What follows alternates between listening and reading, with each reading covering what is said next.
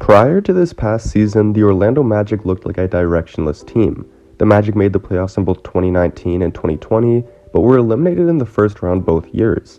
While the Magic did have a few young players like Jonathan Isaac, Aaron Gordon, and Markelle Fultz getting significant minutes, a majority of the rotation was filled with veteran players. This was problematic because Orlando made the postseason as a 7th seed in 2019 and as an 8th seed in 2020, meaning that they weren't a threat to win it all. On top of that, making the playoffs meant that Orlando was unable to get a high draft pick to improve their young core. Essentially, the Magic were in no man's land, but by trading away Nikola Vucevic, Evan Fournier, and Aaron Gordon, they went all in on the youth movement. While Orlando's current roster is filled with youth and everything appears to be great, I am on the fence about this group and what's in store for them going forward. In today's video, I'm going to be talking about my expectations for Orlando next year, highlighting the talents of their young players, while also addressing my concerns with their future. Murray, inside, incredible! LeBron James with no regard for human life! They do have a timeout, decide not to use it. Curry, way downtown, bang! Bang! Oh, what a shot from Curry!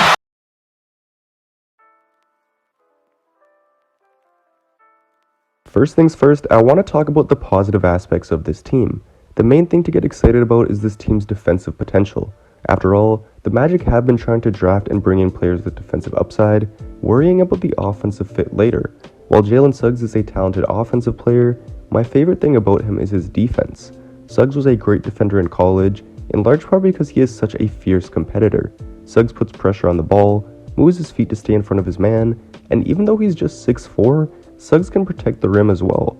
I think Suggs is going to be a great defender in the NBA, and he's going to pair very nicely with Markelle Fultz. Fultz is listed at 6'3", but he is very strong and athletic, and he also has a 6'10" wingspan. He cares about stopping his man, and his physical gifts make him really good at doing that. In his last fully healthy season, Fultz ranked in the top quartile in steals, deflections, and shot deterrence. Both Fultz and Suggs are active, disruptive defenders, and they will be a difficult backcourt to score on for many years to come. Unlike most teams, the Magic had 2 lottery picks in this year's draft, and they used their second pick on forward Franz Wagner. Wagner does need to get stronger, and his foot speed is not the best, but I still think he can be a solid on-ball defender in the NBA because of his IQ. His IQ is most visible when he's playing off-ball defense, as Wagner is great at playing with an 8-team concept and making big defensive plays. As you can see, he never appears to be lost on defense, he makes smart switches, and he's great at making rotations. On a Magic team that already has good defensive players, Wagner's effort, length, and IQ will be welcomed with open arms. I mentioned that Wagner probably won't be an elite on-ball defender because of his foot speed, but that should be okay since he will be playing next to Jonathan Isaac. Like Wagner, Isaac is a terrific team defender. During the 2019-2020 season, Isaac averaged 1.6 steals and 2.3 blocks per game. He is an intelligent defensive player, but what makes him so dominant is his combination of length and athleticism. Isaac has a 7'3" wingspan, a 38-inch vertical, and he has a very quick jumper as well. These physical gifts make him equally as effective defending on the ball as he is off, and he's Orlando's primary defensive stopper because of it. Over the years, Isaac has played great defense on some of the league's best players, and he's already become one of those guys that stars hate to go up against. If Isaac can stay healthy, I expect him to be a perennial all-defensive team member, as well as a Defensive Player of the Year winner. Rounding out the starting lineup this year will be Wendell Carter Jr. Wendell isn't a dominant physical specimen, but he's a very versatile defender at the 5 spot. He reminds me a little bit of Al Horford in the way that he's able to guard multiple positions and be an effective defender without being an imposing physical force. Orlando's defense was better with Carter on the floor last year, as he did a good job of protecting the rim, guarding in the pick and roll, and switching onto smaller players when he was asked to. In my opinion, Chuma Okeke is the Magic's best defender in their second unit. Okeke is 6'6", but he has a 7-foot wingspan, which makes him a tough player to score on. Okeke can blur the vision of players trying to find open teammates, bother and contest shots, and on top of that, he has good foot speed and is effective defending in the pick and roll. Mo Bamba is another player coming off the bench with defensive ability, but he is a bit more raw than Okeke. Bamba is lengthy and can often provide good rim protection, but he still needs to put on more weight to hold his own against other bigs. Their 2 rookies, Suggs and Wagner, may have some rookie struggles on the defensive end, so I don't think the Magic are anything more than an average defensive team next year, but a few years down the line, I expect this team to be elite on that end. Getting into their strengths on the offensive side of the ball, The first thing that jumps out to me is their passing ability.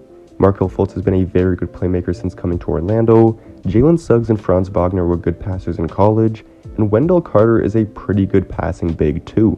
Fultz is very good at changing speed and direction, and he uses that ability to drive to the rim and pull off some incredible drop-off passes to his bigs. He's great at fitting passes into very tight spaces, and one way that skill has been used is for setting up players coming off curl screens. Fultz had good chemistry with Evan Fournier on these types of plays, and I could see him setting up Suggs, Wagner, Isaac, RJ Hampton, or Chuma Okeke on plays just like this. Fultz is also a good pick and roll player, and I'm excited to see how he works with Wendell and Mo Bamba in those situations. Suggs and Wagner haven't shown the ability to make the difficult passes that Fultz can make, but that shouldn't dismiss them as passers in any way. When you look at their highlights from college, you can see that the ball never stuck in their hands. This is a byproduct of the two of them playing for some of the best basketball programs in the country, but it also shows their maturity as players too. They have a tendency to scan the floor before they put the ball down, and when they do put the ball down, they are often attacking with a purpose. Suggs is very good at making skip passes to open shooters, and this is a very valuable skill in the NBA. Franz Wagner's passing is at its best when he's heading downhill. Wagner is great at drawing the attention of help defenders and making simple kickouts, or dishing off to bigs hanging out in the dunker spot. He didn't get to show it off too much in college, but I think Wagner has a lot of upside as a pick and roll passer, and I hope he gets more opportunities to show that off with the Magic. Fultz, Suggs, and Wagner are also very good passers in transition, with great transition players like Jonathan Isaac and RJ Hampton, as well as a good rim running big in Wendell Carter on this roster. They will have weapons to find in transition. I'm going to get into Carter's passing in just a second, but I wanted to quickly mention that he'll likely be the biggest benefactor of all the playmakers on this team. In Chicago, Wendell wasn't playing alongside the best playmakers, so he didn't get as many easy buckets set up for him as other bigs. However, now that he's playing with Fultz, Suggs, Wagner, Okeke, and to a lesser degree Cole Anthony and RJ Hampton, Carter should get a lot of points in the paint just by virtue of rolling hard, hanging out in the dunker spot, or running out on the fast break. As I alluded to, Carter will not only be receiving passes, he'll also be dishing them out as well. Carter is a very smart passer and he doesn't force much. One way that he gets a lot of assists is by doing a simple handoff and setting a screen to free up a lane to the rim. This is easy to do, but it's the fact that he regularly initiates these kind of plays that's impressive. It's an effective play, and it speaks to Carter's IQ that he seeks them out so often. Carter is also good at recognizing the open man when multiple bodies are around him. Many bigs force up shots in traffic after grabbing offensive rebounds, or wait too long to make a decision when a double comes their way, but as you can see in these clips, he's good at recognizing the open man. For his career, Carter has averaged just 1.5 turnovers, and that's because he makes good decisions. Carter has also only averaged 1.7 assists for his career, but with more opportunities to play make in Orlando, I expect him to average around 3 assists per game this season, while still keeping his turnover numbers pretty low.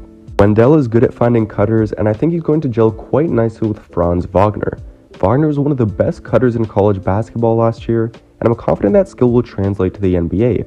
Although not as good as Wagner, Suggs was an active cutter at Gonzaga, and he too should be a target for Carter to find.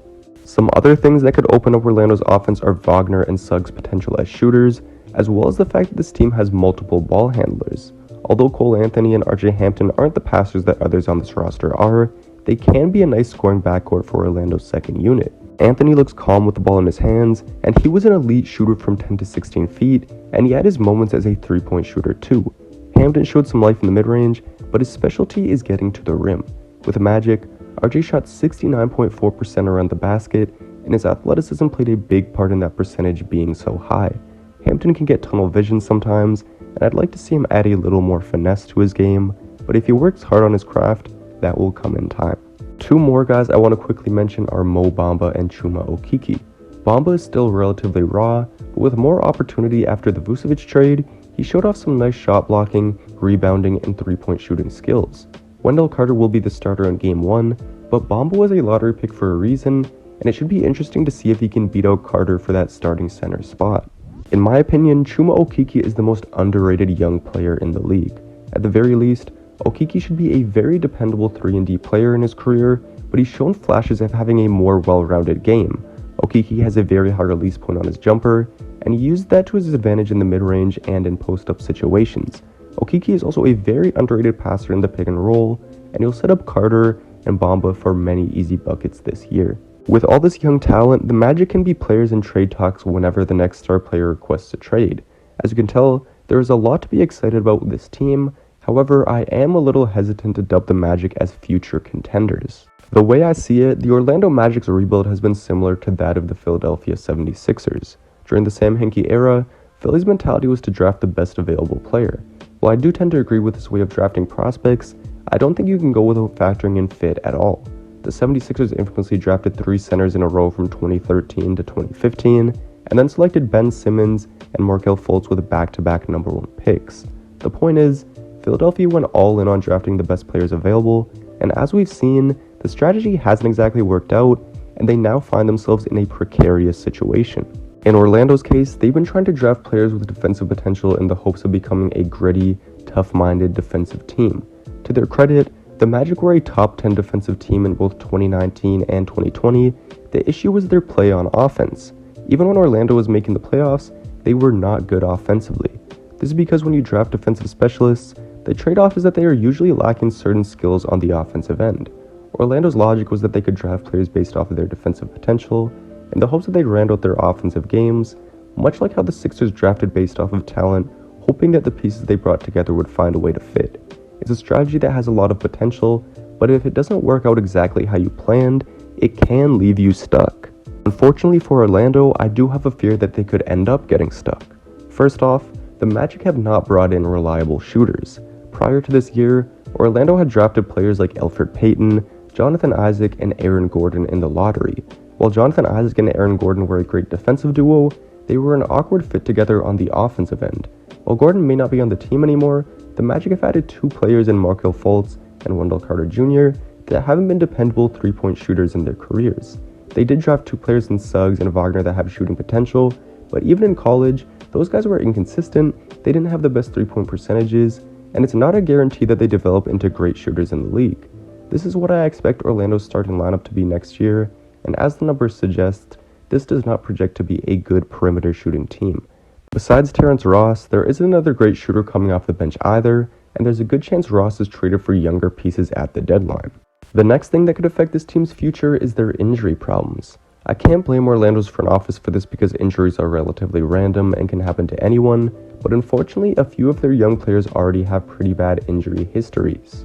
On the screen are the percentage of games that Fultz, Isaac, and Wendell Carter Jr. have played in their careers.